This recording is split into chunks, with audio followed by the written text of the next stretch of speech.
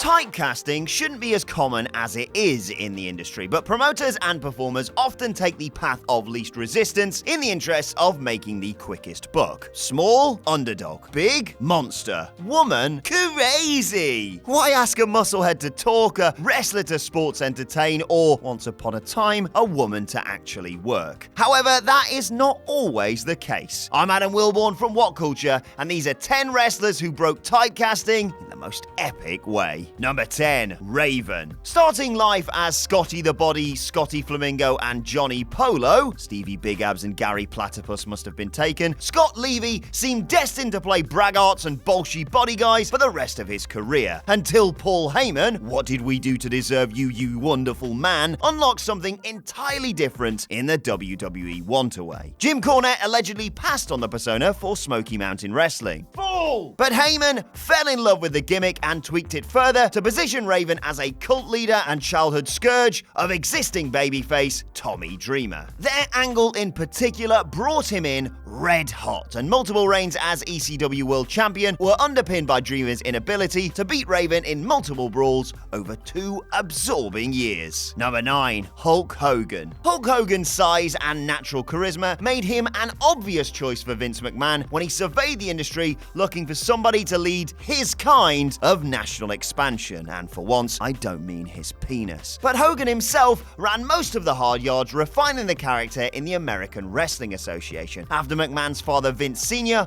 booked him as a bully heel during his original run. Arriving in 1979 as something of a giant compared to the bulk of the New York Territory's roster, oh, I can almost hear Vince's erection from here, Hogan was given heel manager Freddie Blassie as a mouthpiece and 2 jobbers at a time in his squash matches. Big enough to pose a believable threat, he even feuded with Andre the Giant in a ticket-shifting reversal of their era-defining 1987 angle. It was this villainous charisma that got him cast as Thunderlips in the best film ever, Rocky III. Don't at me. But the decision to take that role cost him a spot with Vince Sr. A made man from Hollywood upon his return to wrestling, Vern Gagne saw babyface dollars in Hogan for the AWA, but McMahon saw millions. The flag-waving, demandment-spewing icon that returned in 1983 was a far cry from the monster that had departed 2 years earlier. It'd be a wrestling lifetime before he switched again. Number 8, Hollywood Hogan. But the industry was again irreversibly transformed by Hulk Hogan's return to the dark side. It spoke to how loyal he was to everything that had worked in his life up to that point, how big a decision it was to ditch the red and yellow for the black and white. Remember when turns meant stuff? But the power of the turn rocket-strapped WCW beyond any reasonable expectations, which in turn drove WWE to fight back in a Monday Night War many fans pined for nearly 2 decades after its conclusion.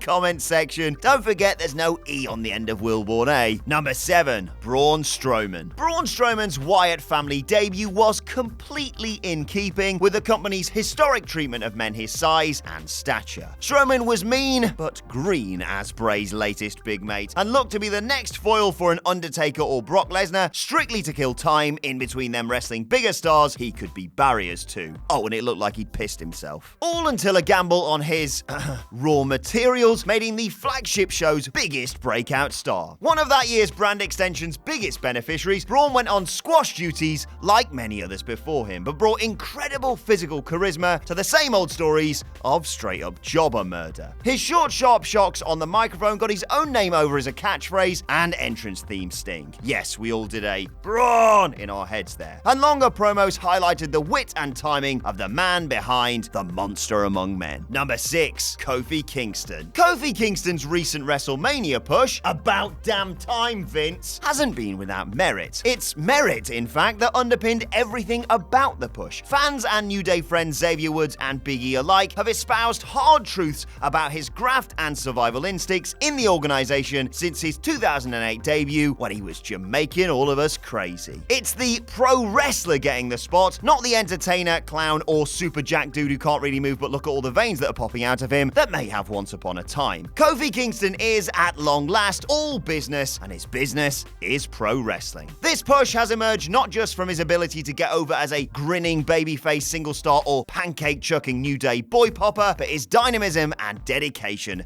to the craft. All of it was hiding in plain sight all along, of course, but deep-rooted and dormant prejudices take a long time to overcome. Number 5. AJ Styles. AJ Styles has been with WWE long enough now that the novelty has almost worn off, but it can't be understated how much it appeared as though he'd be a modern-era Sting, not that one, as the one Vince McMahon holdout during his Generations boom period. Beloved in TNA before a total New Japan rebirth, Styles wasn't a WWE guy under any old definition. He's tiny, and wore the description well as the super technical superstar that hadn't ever needed McMahon's promotional empire to get across just how phenomenal he truly was. Even upon signing in 2016, he did so during a time others had the potential to surpass him. Styles has gone on record to say McMahon wasn't after him just for his in-ring skill, but to find out where he got those genes. No, of course not. To challenge what else he could bring to the organization. It was all asked and answered within months. Styles assembled an astonishing series with Roman Reigns to get the big dog's post-WrestleMania WWE title tenure off to the best possible start and elevated himself in the process. A made man by the time he claimed the gold that autumn, Styles' second 2017-2018 run was an acknowledgement that he'd become the company's safest pair of hands. Not since Bret Hart's 1994 tenure had McMahon showed faith in someone so unexpectedly. It's almost like he should break from convention a bit more often. Number 4. CHYNA. Spotted by Triple H and Shawn Michaels and used by then-boyfriend Hunter to get over altogether, CHYNA's initial appeal was undeniably because she looked as if she could deck any man on the roster easier than Simon Miller fighting everyone else at WhatCulture. Positioning her against the tiny Marlena was a masterstroke in its own right at that point, but only when she moved into fighting males full-time did WWE's faith in the ninth wonder of the world pay off. The nickname itself was of course of some prestige, but CHYNA's own pedigree was briefly more powerful than Triple H's untouchable finisher. The silence behind the violence of DX broke out proper in late 99 and became the first female IC champion. The normalization process was such that her brief shift to the women's division shortly before her acrimonious 2001 exit was harder to pass than the wars she'd waged against Chris Jericho, Jeff Jarrett et al. Number 3. Trish Stratus. Before the Four Horsewomen and the women's revolution in general reimagined what it meant to be a female wrestler in WWE, Trish Stratus was considered the greatest to ever compete in the company. As manager of T&A, the implication was on the nose by design. Get it, lads? Tits. Highlighted in gross fashion by her angle with Vince McMahon a year after her debut.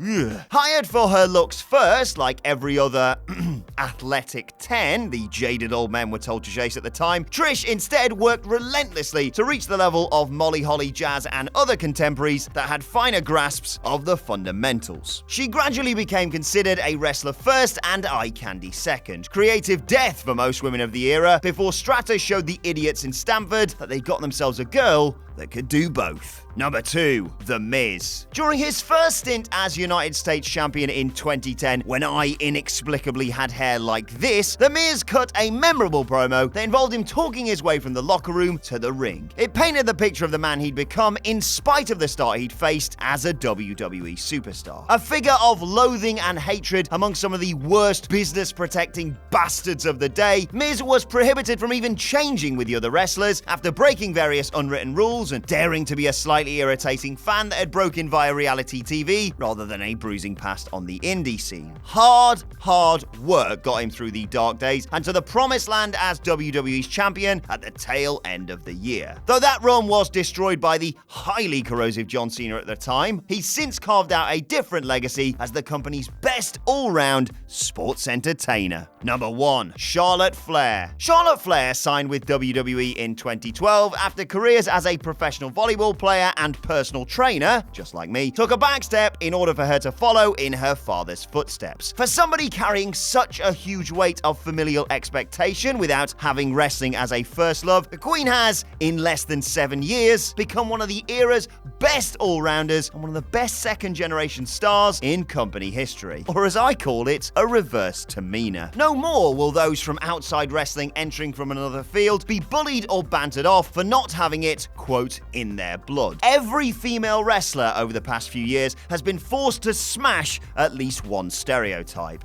Charlotte shattered all of them.